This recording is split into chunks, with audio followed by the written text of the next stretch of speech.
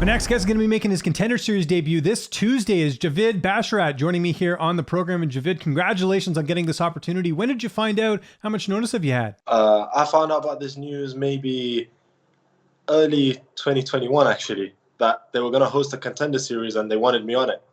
So initially I was supposed to fight in September the 7th against Simon Oliveira, but I had visa issues. So then they rescheduled me for this one, like maybe 4 or 5 weeks later, about the fight. And yeah. I was going to say it's either, they sign you and then they're like, oh, we'll save the best for last. But that's too bad about the visa issues. Was there a part of you who thought was there any point you thought maybe this wouldn't happen with the fact that you had to get rescheduled? Nah, to be honest, I knew that, I didn't know it was going to be a Contender Series, but I knew that the UFC had some sort of plans for me. They were interested because my management team was telling me that you are on their radar, and I've pretty much got a great record. I'm exactly what they're looking for. So I knew, with these short notice fights and late replacements, Fight Island, all of this, I knew I'd get my shot somehow. And that was sort of another question I had. You have a lot of experience. I mean, when you think of Contender Series, you think of a fighter that's got, maybe 5-6 fights. You've got 10 fights and you're undefeated. Were you surprised they didn't just outright sign you? Or I know you're happy for the opportunity, but did that cross your mind at all? Yeah, I was actually surprised, actually. At first I was a little bit disappointed, somewhat disappointed. But then I thought about it and I was like, because I'm a big fan of the Contender Series. I'm a fanboy. I watch all the UFC events and all of that. And Contender Series in particular, because it's nice, it's cool. It's you get to see the person's story before they fight and stuff, and you get to hear about them first, Yeah, but then when I thought about it, I was like, nah, damn, I'm going to be fighting in front of the boss straight away. So I'm already going to have a somewhat of a relationship with him, Might as well get that early rapport, right? Because sometimes when you get signed, you don't even see Dana, right? Depending on the, where you are in the card and that, right? So. Exactly. Glass half full type mentality. I can definitely dig that for sure. First time I've had you on the program. Where did this journey begin for you? How did you get involved in combat sports? So I came to this country because I was a refugee. So I came to this country when I was like 5 years old, 6 years old. And obviously not knowing the language and having a younger brother who's so close to me in age, he's also undefeated, the fighter right now, 7-0. I was getting into fights all the time. I had so much energy and I didn't know how to speak the language properly as well. So every time somebody would say something, or not just like that, but I wouldn't understand communicating and stuff, and people would laugh and whatnot. So I'd end up fighting them, And my dad was like, look, that's not how it's done. That's not how you do it. And put me in taekwondo classes, at the age of 8.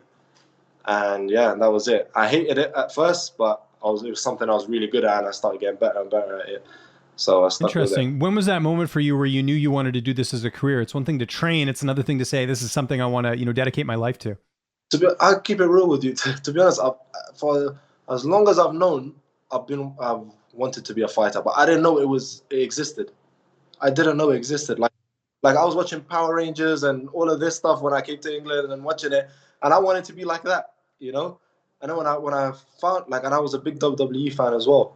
So when I found out that WWE is fake and the UFC is real, I was like, well, I think I found out around 13 or 14 years old about the UFC.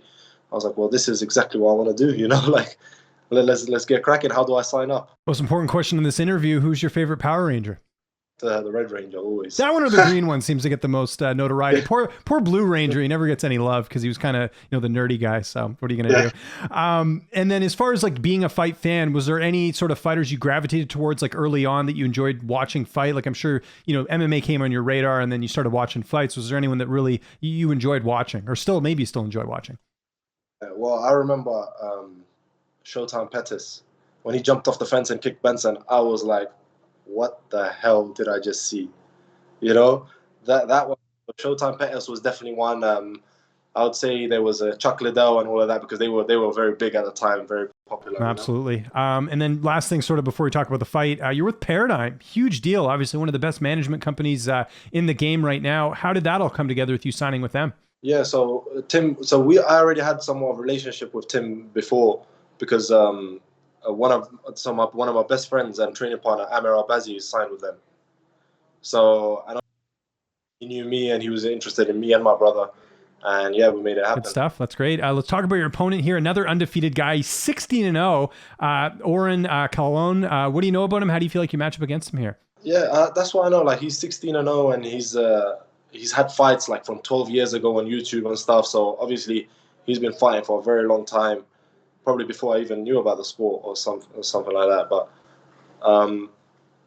and from what I know about him is like he can do pretty much everything, but just not as well as I can. You know, he does everything but C grade, maybe even D grade, you know, of me. Awesome. I like the assessment there. You mentioned Amir Albazi. Who else have you had a chance to train with ahead of this fight? Who've been some of the main training partners? So I was training at Legacy Fit with my brother in London, and he was my main training partner. And I remember when we got this opponent, he told me like, "Oh, do you want me to imitate him in any sort of way or whatever?" And I was like, "To be honest with you, you put your A game on when we're sparring and whatnot, because you are a better version of this guy." That, in my opinion, like, you do all the moves he does, again, because he's a very well-rounded fighter. But I feel like my brother is just one, like, his tempo is just a little bit better, you know. And he was my main training partner, and that was just great to have an opponent that has a very similar style to my main training partner, you know. What about the weight cut? Imagine that's all going well. You seem like you're in a good mood, and the fight's coming up in a couple of days. Assuming everything's going well. Yeah, the weight cut's going very well. Like I said, I stayed ready when my visa got denied. I then, like, a couple of weeks later, they booked me in an appointment. So I was like, shit, it may come, so I need to stay ready. So my weight is good, man. I'm chilling. Who's going to be in your corner for this fight? So my brother Farid and Jake Shields. So when I came over to Vegas, I came here 2 weeks ago. He's been helping me out a lot. Jake Shields been helping me, and Brandon Moreno's team. That's so cool. That's awesome. What was it like to get to work with Jake? I mean, we're talking about one of the legends in MMA, just a wealth of knowledge, and I know someone that is very highly respected in the industry. Like, what's that been like heading into this big fight? It's been pretty surreal because, like you said, I'm a big fan of the sport, and you told me if I had anyone like I used to look up to, and Pettis was just earlier on, but later on, like the Diaz brothers, the scrap pack. I used to love the scrap pack, you know, like Jake Shields, Gilbert Melendez, and the Diaz brothers. And for me to be working with Jake Shields, like, I feel like his style of grappling and his knowledge in MMA in general fits very well into my game, and we just click like that, you know? How's this fight playing out on October 26th? How do you envision the fight going down? I have many scenarios. Like, when I think about it, I have many scenarios like that I can get this guy. I know I'm going to get the finish because that's who I am. I always look for the finish. I just don't know whether it's going to be a KO or a submission yet. You know? No, for sure. And obviously you don't get paid by the hour. And I know the finish obviously leads more to, getting the contract. So we know that's kind of what we're expecting. We talked all about fighting. What about downtime? What about hobbies outside of MMA? What are you into? Are you like other sports? You Netflix guy, video game guy? What are some things you like doing outside of fighting and training? To be honest, I used to like video games, but now that when I'm training and stuff, like, I feel like it takes too much of my energy, man. I'm so drained after training.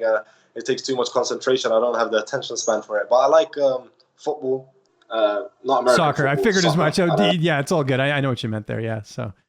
Yeah, football. I'm a Man United fan. I was a big Man United fan when I was younger, but then I kind of fell off teams when Sir Alex Ferguson went. He was a manager. Yeah, I know Ferguson. I'm a very casual football fan, as they say, but Ferguson's. I know he's a legend in football for sure.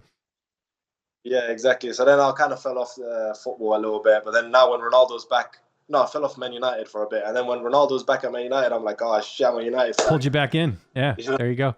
Yeah. Let me ask you this: as someone who's I'm Canadian actually, so I sort of hockey's big here, but MLS, is that something that interests you at all? I know it's kind of like a downgraded version of obviously the Premier League, but is that something that you pay attention to at all or know anything about? To be honest, I don't follow the MLS, but like I know like some really good players that like are about to retire. They go there, like Ibrahimovic went, and Wayne Rooney and all of that. And when I see like highlights on YouTube, they're like, there's some good stuff going on there. Like, it's picking up a lot. It's picking up a lot. No, I'm always just curious to see what other people think, because obviously here it's not that big, but it does get a lot of support. Like obviously, you know, where I live in Vancouver, we have a team here, the Whitecaps. You know, there's Toronto FC in Canada, so just always curious about that stuff to see what, you know, sort of, you know, people who are like real football fans. Obviously, it's like watching you know, the equivalent of it is, you know, with hockey here in Canada, you know, the NHL is the best league, but over in Russia they have the KHL, which I'm sure is similar to the MLS in football as well, right? So I was just curious about that. Yeah. European football is where it's at. It's so good.